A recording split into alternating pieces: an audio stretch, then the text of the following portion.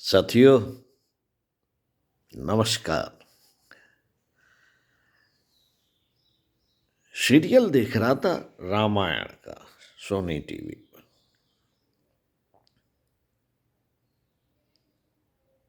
विचारों की श्रृंखला चलाते हुए सीरियल के भगवान राम के, भगवान सीता के, भगवान लक्ष्मण के जीवन चरित्र पर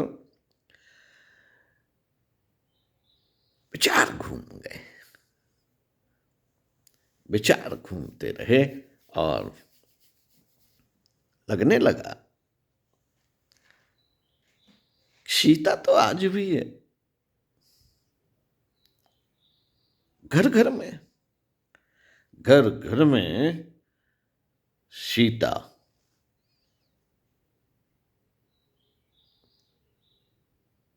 का जीवन चरित्र दिखाई पड़ता है। राम का भी जीवन चरित्र दिखता है। प्रत्येक पति और पत्नी के बीच में ये दोनों चरित्र दिखाई पड़ते हैं। दोनों ही आज वन को चले गए हैं।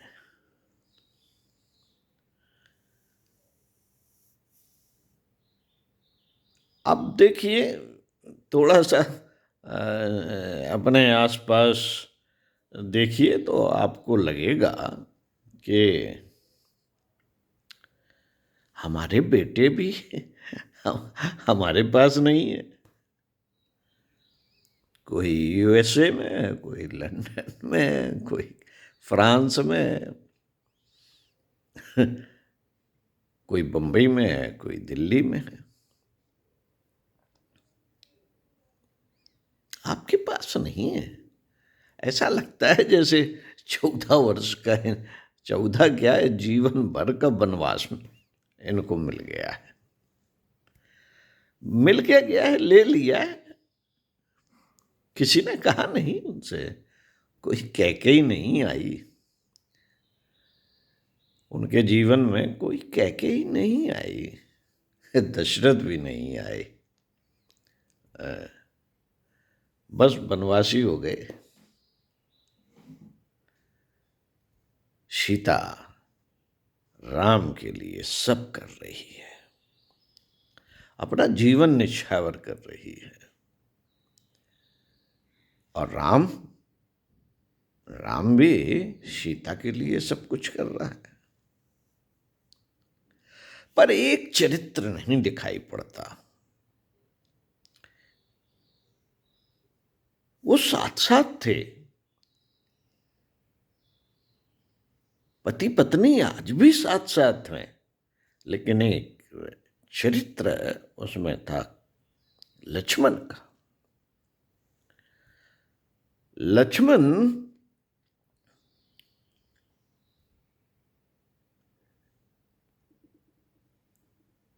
आज के दृश्य पटल से बाहर है।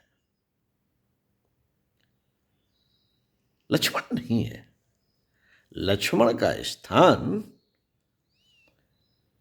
लवकुश ने ले लिया है, लेकिन लवकुश भी दूर है, साथ साथ नहीं है।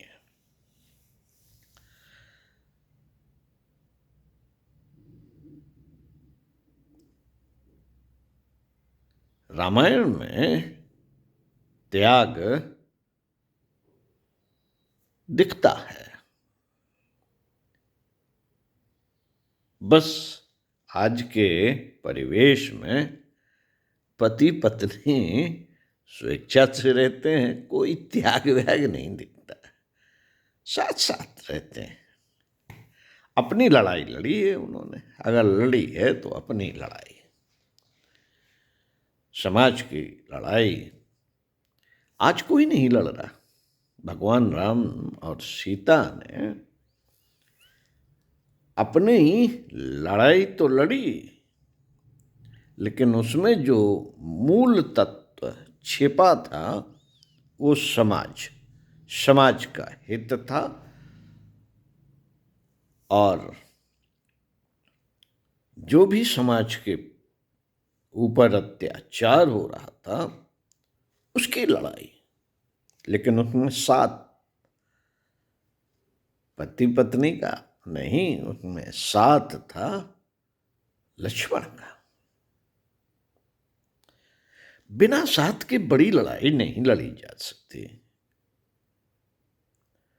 बिना साथ के बड़ी लड़ाई नहीं लड़ी जा सकती। साथ होना पड़ता है। बहुत सारे ऐसे जीवन में उदाहरण मिलते हैं। बड़े बड़े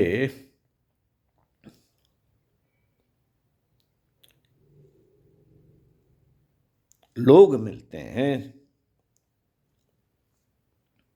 जिन्होंने संगठन, साध मतलब संगठित हुए। भाई भाई कह लें तो भाई भाई संगठित हुए।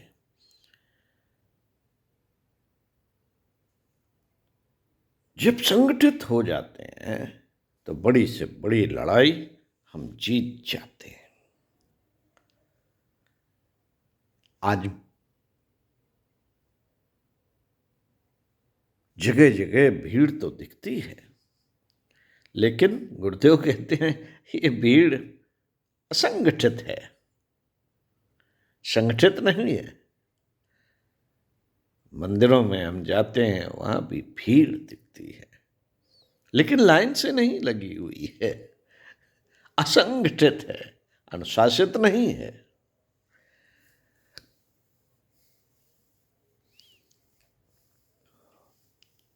भगवान राम के जीवन चरित्र से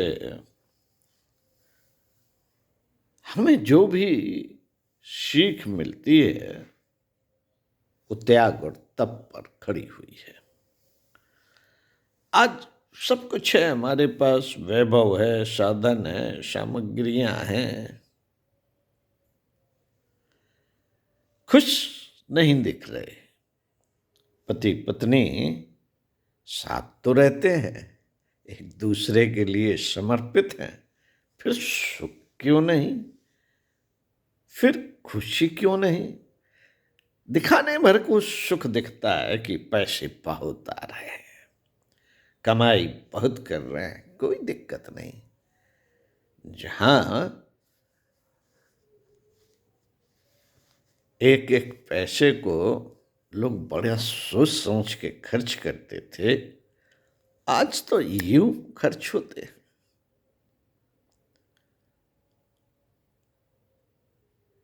वजह वजह धन केवल कमाने के लिए खर्च किया जा रहा है। कमा तो रहे हैं, लेकिन वो खर्च करने के लिए, दिखावे के लिए, अपने आप का स्टेटस बनाए रखने के लिए, अपने आप को समाज में प्रतिष्ठित दिखाने के लिए, बनने के लिए नहीं, प्रतिष्ठित दिखना है हमें। यहां गड़बड़ी हो गई है।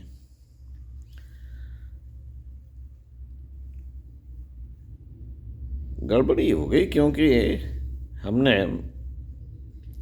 रामायण छोड़ दी, रामायण के चरित्रों को छोड़ दिया, महापुरुषों को छोड़ दिया, उनके जीवन से कुछ नहीं सीखा,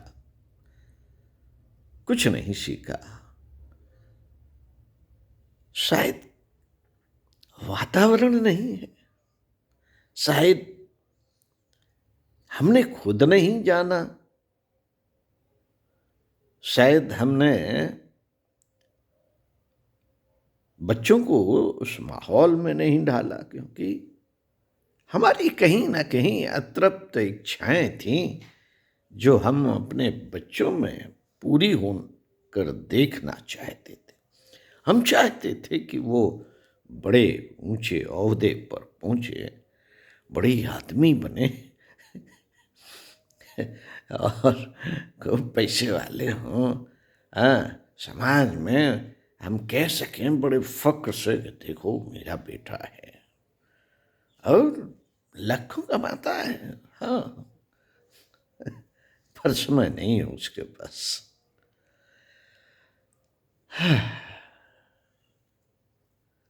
तो वास्तविकता ये है, जो हमने सोचा था, चाहा था, वो वही होता है। एक लाइन में कहें, सारी चीज़ों का लब्बो लबाब जो जैसा सोचता है, करता है, वह वैसा ही बन जाता है।